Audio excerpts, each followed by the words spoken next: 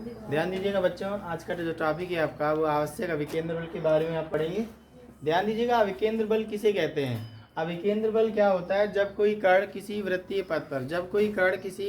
पथ पर गतिमान होता है तो उस कण पर केंद्र की ओर एक बल कार्य करता है, जिसे क्या कहते हैं, अभिकेंद्र बल कहते हैं।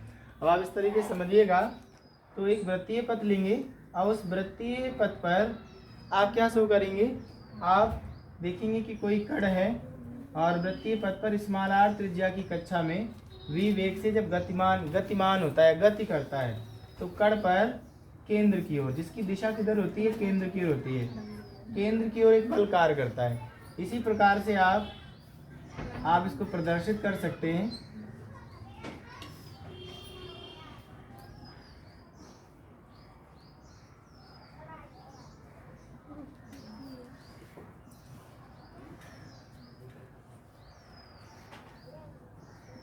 इस तरीके से आप डायग्राम में या वृत्तीय पथ पर आप देख सकते हैं।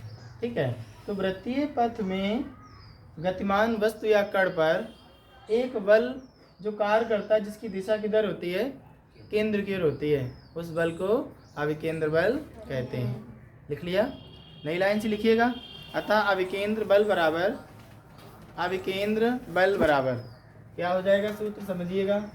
अभिकेंद्र बल बराबर जो कण गतिमान है उस कण का कुछ द्रव्यमान भी होगा। अभिकेंद्र बल बराबर क्या लिख सकते हैं आप, द्रव्यमान, और गुणी क्या होगा, अभिकेंद्र त्वरण। चूंकि गतिमान वस्तु पर केंद्र की ओर एक जो त्वरण उत्पन्न होगा, उस त्वरण को हम क्या कहते हैं, अभिकेंद्र त्वरण कहते हैं। और अभिकेंद्र बल यानी कि फोर्स, तो यहाँ लिख सकते हैं आप एफ। द्रव्यमान को आप एम से प्रदर्शित करते हैं और अभिकेंद्र त्वरण क्या होता है रहमत, स्मॉल ए। क्या होता है, स्मॉल ए। इस तरीके से आप इसको समीकरण 1 मान लेंगे, क्योंकि आप जानते हैं अभिकेंद्र त्वरण कितना होता है, स्मॉल ए बराबर v²/r होता है। इस तरीके से आप आवश्यक अभिकेंद्र बल का फार्मूला आप निकाल पाएंगे। ए की जगह पुट कर दीजिएगा तो F बराबर mv²/r आ जाएगा।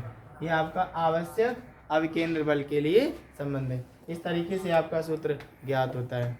तो ध्यान रखना है, वृत्तीय पथ पर गतिमान कण पर जो वस्तुएं गति कर पाती हैं, किसके कारण गति करना संभव है, आवश्यक अभिकेंद्र बल के कारण संभव है। ठीक है, नोट कर लीजिएगा।